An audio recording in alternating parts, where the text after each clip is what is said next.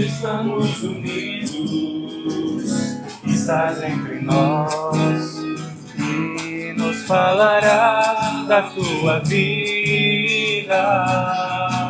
Aleluia, aleluia, aleluia,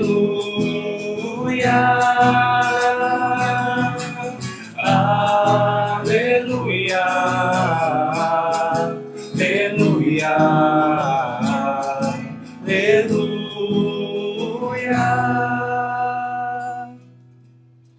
O Senhor esteja convosco. Ele está no meio de nós. Proclamação do Evangelho de Jesus Cristo segundo Mateus. Glória a vós, Senhor.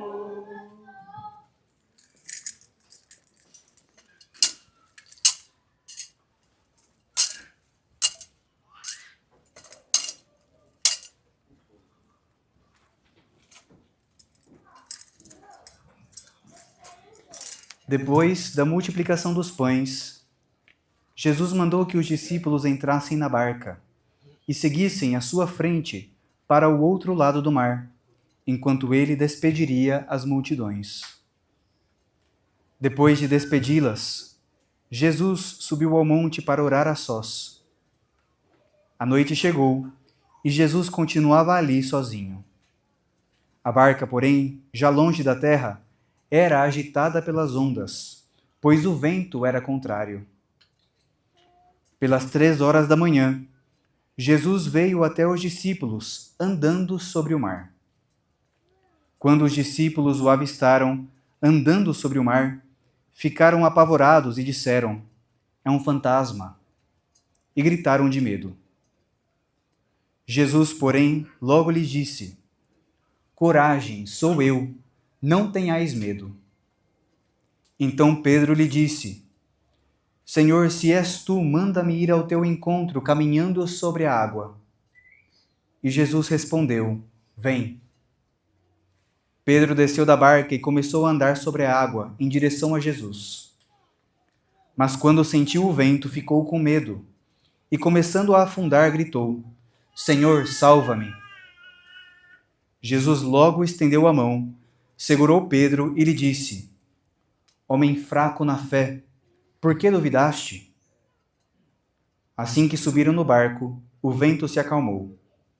Os que estavam no barco prostraram-se diante dele, dizendo: "Verdadeiramente, tu és o Filho de Deus." Palavra da salvação. Aleluia, aleluia, aleluia.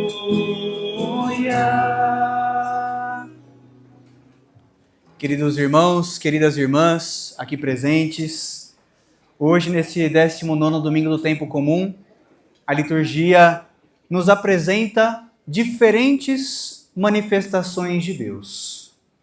Manifestações tão diferentes que até parecem contraditórias, contrastantes, não parece que é o mesmo Deus. A primeira manifestação na primeira leitura, a Elias no Monte Horebe.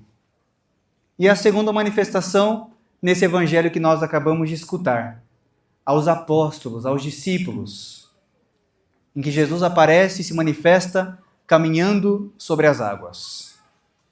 Essas duas perguntas me remetem, aliás, esses dois episódios me remetem às seguintes perguntas. Às vezes, nós podemos nos perguntar no nosso dia a dia, ao longo da nossa vida: onde é que está Deus? Como Ele age? Como eu posso saber que é Ele quem está falando comigo? Como eu posso entender quando Ele me fala? Como Ele me fala? E essas duas leituras nos ajudam a perceber uma realidade. Deus nos fala de diferentes formas. Jesus no Evangelho se manifesta realizando coisas incríveis. Caminhando sobre as águas, acalmando a tempestade. O Deus dos grandes feitos, dos grandes milagres, que inclusive é capaz de fazer com que Pedro caminhe sobre as águas. Mas na primeira leitura, a Elias, Deus não aparece nos grandes feitos, nos grandes fenômenos naturais. Deus não estava na tempestade, Deus não estava no terremoto, Deus não estava no incêndio. Deus estava na brisa suave, nas coisas simples, quase imperceptíveis. E isso nos revela uma coisa: Deus, no seu infinito amor paternal, no seu infinito amor de pai, dá a cada filho aquilo que ele precisa naquele momento. É um Deus atento às necessidades de cada filho em cada momento. Pedro e Elias viviam momentos totalmente diferentes nas suas vidas. Estavam passando por coisas muito diferentes um do outro. Elias, o grande profeta de Javé no Antigo Testamento, tinha acabado de passar por um feito incrível. Ele, em um duelo contra 450 profetas do deus Baal, do deus estrangeiro, tinha acabado de ganhar daqueles profetas. A disputa era quem fazia o fogo cair do céu e acender um altar de fogo para o seu Deus. Os profetas de Baal clamavam e nada acontecia. Elias clamou e acendeu o altar de fogo, o altar do sacrifício para Javé, mostrando quem era o verdadeiro Deus, o verdadeiro e único Deus. E Elias, então, quando ganha este duelo, manda capturar esses profetas e eles são executados. Só que Elias, depois disso, foi ameaçado e fugiu do deserto, inclusive desejou morrer. Não aguentava mais o peso da missão. E Elias estava neste momento. Num princípio de grande fé, em que ele havia executado um grande feito, mas também num momento de fragilidade, de grande medo, de grande ameaça, de perigo contra a sua vida. Pedro, por outro lado, tendo sido chamado por Jesus, tinha acabado de presenciar aquilo que nós escutamos no Evangelho da semana passada, a multiplicação dos pães. Um grande feito de Jesus. E ele, então, também estava num momento de fragilidade naquele momento.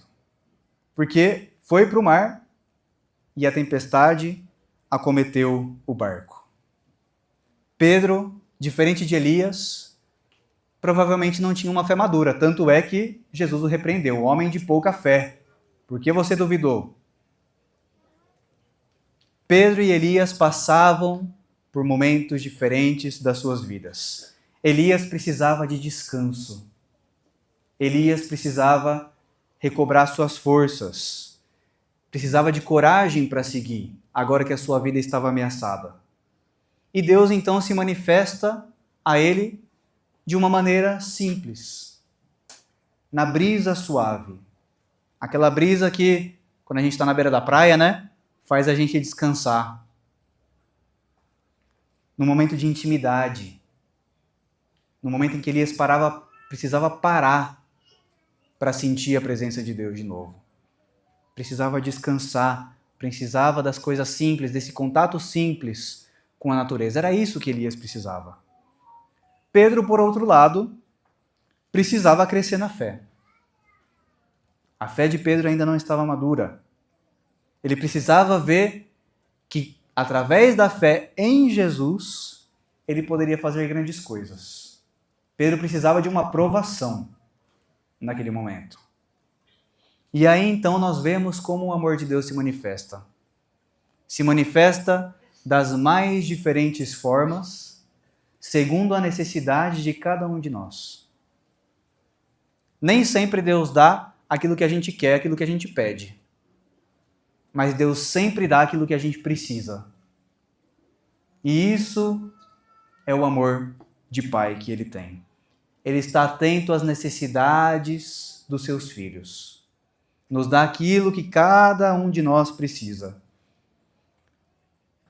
E aqui também é um recado para os pais nesse dia de hoje. um recordatório dessa missão que Deus dá para vocês. Estamos na Semana da Família, então o que eu falo para o pai aqui também vale para a mãe, né? Vale para os dois. Mas hoje é o Dia dos Pais, vamos falar diretamente para eles. Tem filho que precisa de um empurrãozinho, na verdade?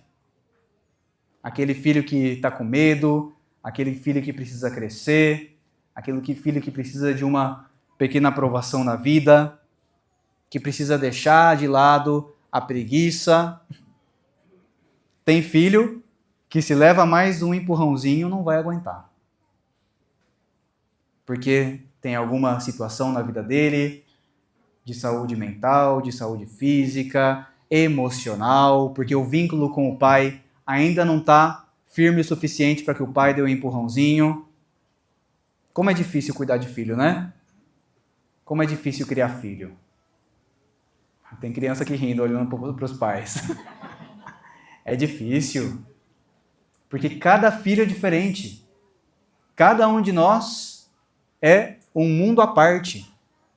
Cada um de nós tem capacidades, limitações diferentes. Cada um de nós tem necessidades diferentes. Como é difícil executar esse papel de pai. A vocação de pai, a vocação da família, passa principalmente por isso. Olhar para aquilo que o filho precisa. Atenção, olhar aquilo que o filho precisa. Duas ideias, o filho e o que ele precisa. Olhar para o filho. Olhar para aquele que é menor do que eu. Aqui não estou nem falando só dos filhos biológicos, né? Às vezes é aquela pessoa para quem nós executamos também um papel de pai, de mãe, que precisa da gente, que precisa do nosso apoio.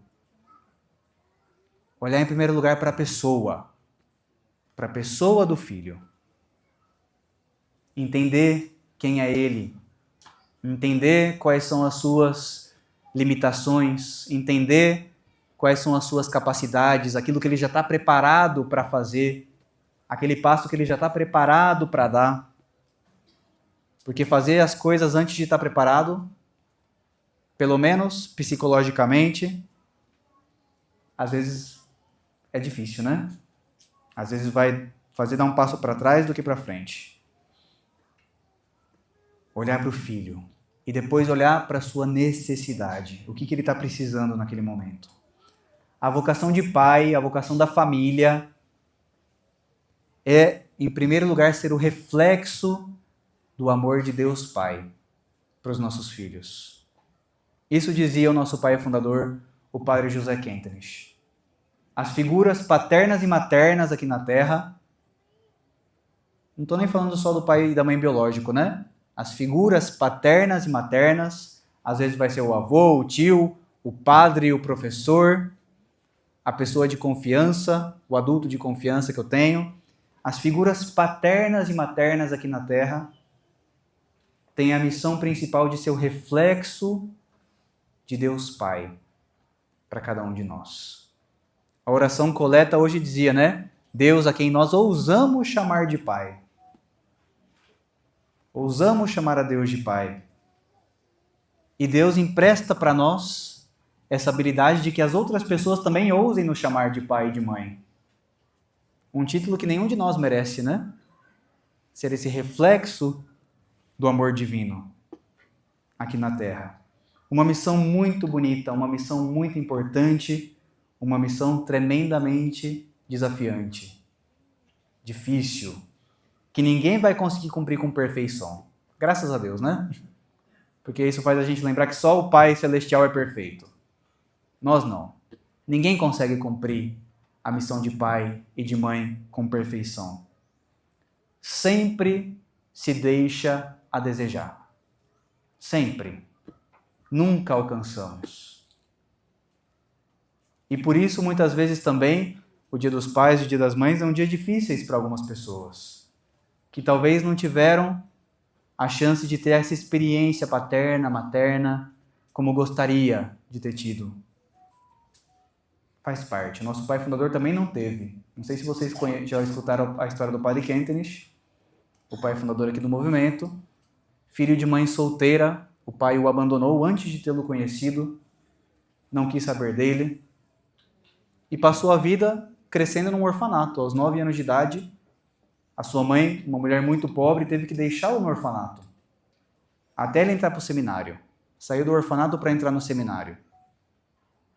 E toda a sua infância e adolescência foi marcada pela ausência paternal. Sua mãe o visitava, mas ele não morava com ela. E ao longo da sua vida, a história do Padre Kentenich foi aprender a ser filho através da mãe rainha, para aprender a ser pai de muitos, de uma multidão. E hoje, como nós o recordamos, como nosso pai, como pai do nosso movimento.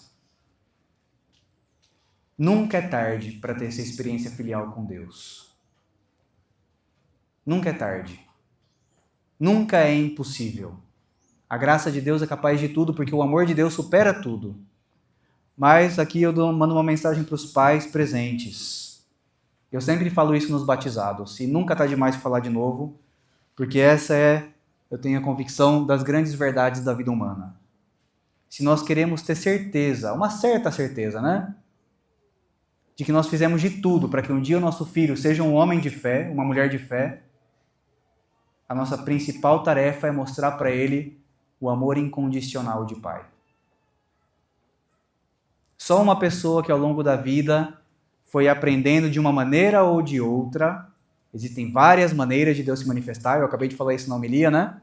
Várias maneiras, Deus sempre sai ao nosso encontro, mas só quando nós experimentamos essa experiência de um amor incondicional é que nós podemos ter certeza de que Deus me ama incondicionalmente. Se eu nunca tive a experiência de um amor incondicional, como eu vou saber que Deus me ama? Olha a tarefa importante que os pais têm. Olha que tarefa importante. Quantas vezes a gente escuta a história triste de um pai que expulsa o filho de casa? Como você quer que o teu filho tenha certeza que Deus o ama se você não foi capaz de amá-lo por uma ou outra situação? A tarefa de pai é uma tarefa muito importante. Passar para o outro essa experiência de que não importa o que o outro fez, não importa o que o outro é, os braços sempre estão abertos para ele. Esse é o amor que Deus Pai tem por nós. E esse é o amor que Ele nos chama para ter para os nossos filhos e para as outras pessoas que dependem de nós, pelo menos através de um vínculo emocional. Então hoje nós queremos pedir aqui à nossa Mãe Rainha, que da mesma maneira como ela salvou o Padre Kentenich, o nosso pai fundador, e brindou a ele, presenteou a ele essa experiência filial, essa experiência de filho amado, que ela também possa dar para cada um de nós essa experiência de filho, mas também dar para os pais aqui presentes essa experiência de ser pai e de ser responsável por esse amor tão grande que Deus pede que você dê aos seus filhos. Uma missão, como eu falei, muito bonita, extremamente importante, mas também muito difícil, desafiante. Mas nesses desafios, Deus nos sustenta. Nós escutamos aqui o Deus que acalma a tempestade e o Deus que nos brinda momentos de ternura, que nos dá esses momentos de amor paternal e maternal também, né? Do afago.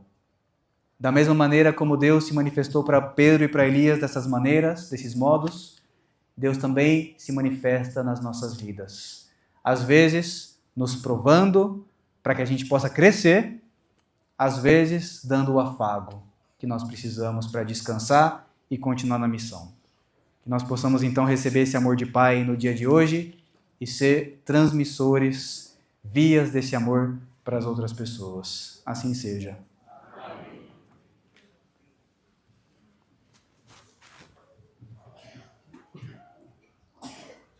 Fiquemos de pé e renovemos a nossa fé.